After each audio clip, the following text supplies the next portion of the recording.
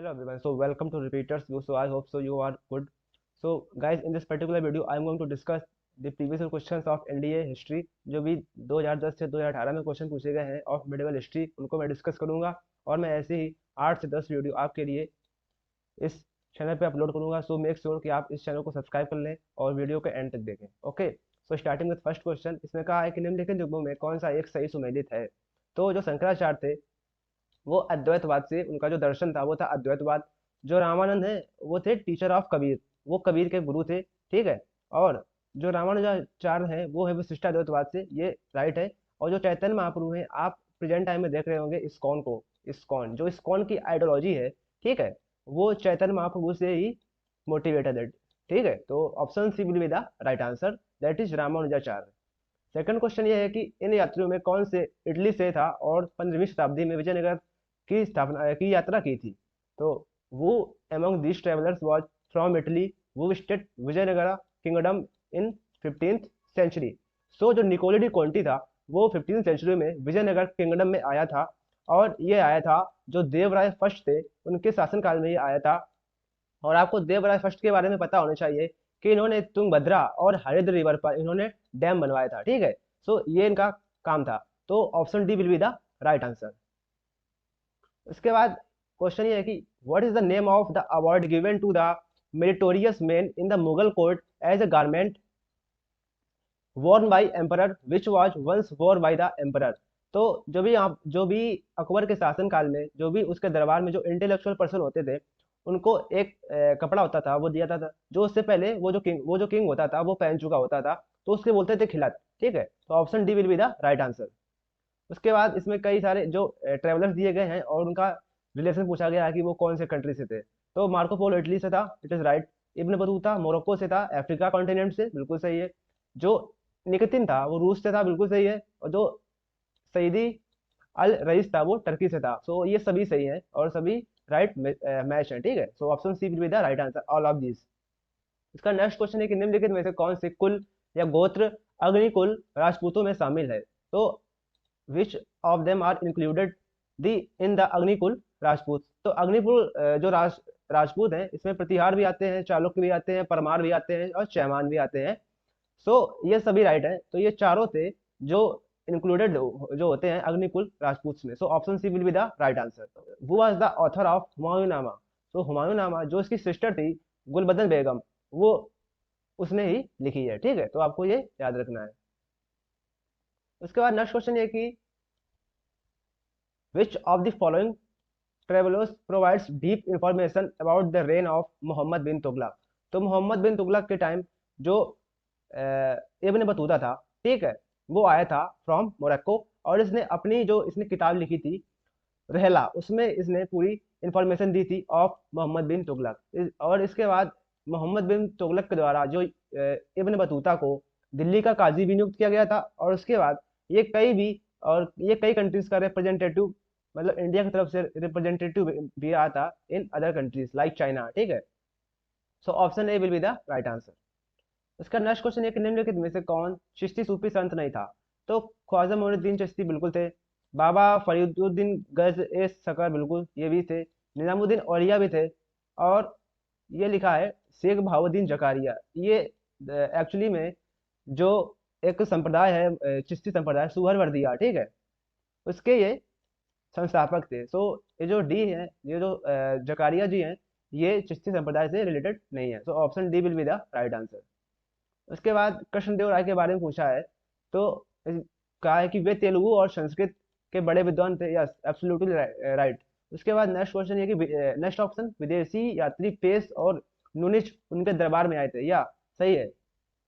और next option है कि उनके साम्राज्य में प्रचलित महान न्याय और निष्पक्षता के लिए बारबोसा ने उनकी प्रशंसा की थी, या राइट है। उसके बाद डी ऑप्शन दिया है कि उन्होंने अपनी सर्वश्रेष्ठ कृति आमुक्त माल्याद की रचना संस्कृत में की थी। तो संस्कृत में नहीं की थी, उन्होंने तेलुगु में की थी, ठीक है, तेलुगु में की थी। और जो संस्कृत में की थी वो की थी जाम्बती कल्याणम, ठीक है। तो आपको ये याद रखना है कि जो जो जाम्बती कल्याणम थी वो थी संस्कृत में, और जो आमुक्त माल्याद थी वो थी तमिल में। So option D is not right. So option D will be the right answer.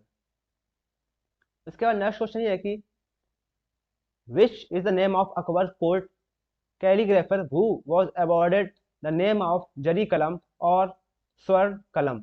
तो जरी कलम और स्वर्ण कलम से अकबर के द्वारा जिसको अवॉर्डेड किया गया था वो था Mohammad Hussain. So option C will be the right answer. ये तानसेन थे, अबुल फजल थे, ये सब नवरत्ना थे अकबर के दरबार में, मुल्ला दो प्याजा और बीरबल। ठीक है, so option C will be the right answer. Badshahnama के लेखक निम्नलिखित में से कौन से हैं? तो जो बादशाह नामा है वो लिखी है अब्दुल हामिद लाहौरी ने। ठीक है, अबुल फजल भी अकबर के नवरत्नों में से एक थे। ठीक है, उसके बाद पूछा है कि फतेहपुर सीकरी के बारे में निम्नलिखित में से कौन सा कथन सही नहीं है? ऐसे क्वेश्चन यूपीएससी काफी पूछता है, तो आपको काफी डीपली पढ़ना पड़ता है एक एक चीज। तो जैसे कि इसमें कहा है कि यह अजमेर की ओर जाने वाली सीधी सड़क पर स्थित था, यह सही है इसको। अकबर ने फतेहपुर सीकरी में जुमा मस्जिद से लगा हुआ संगमरमर का एक मकबरा शेख सलीम चिश्ती को दिया था, तो ये सही है। और इन्हीं से इंस्पायर होके अकबर ने अपने पुत्र का नाम सलीम रखा था। ठीक है,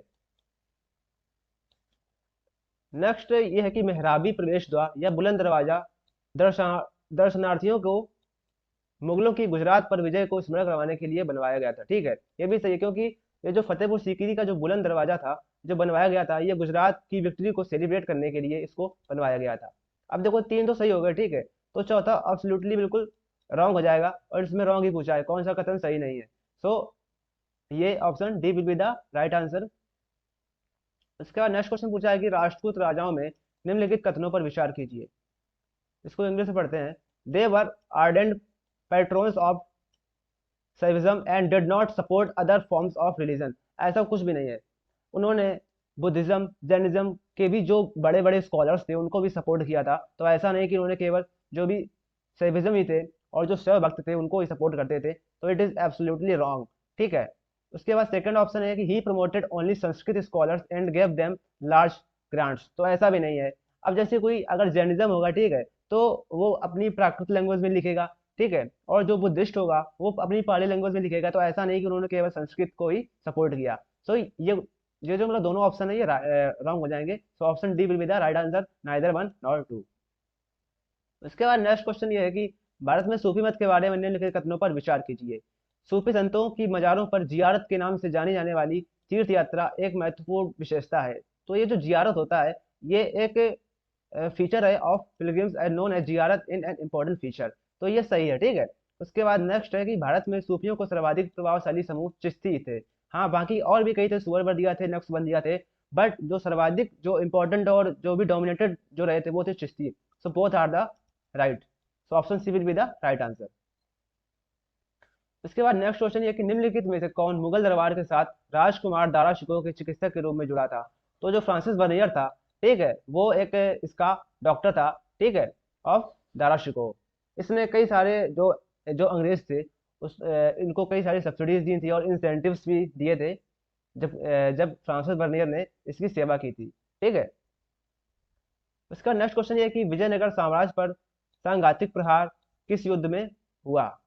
In which war did the deadly attack on the Vijayanagar Empire take place? तो it was तालीकोटा युद्ध।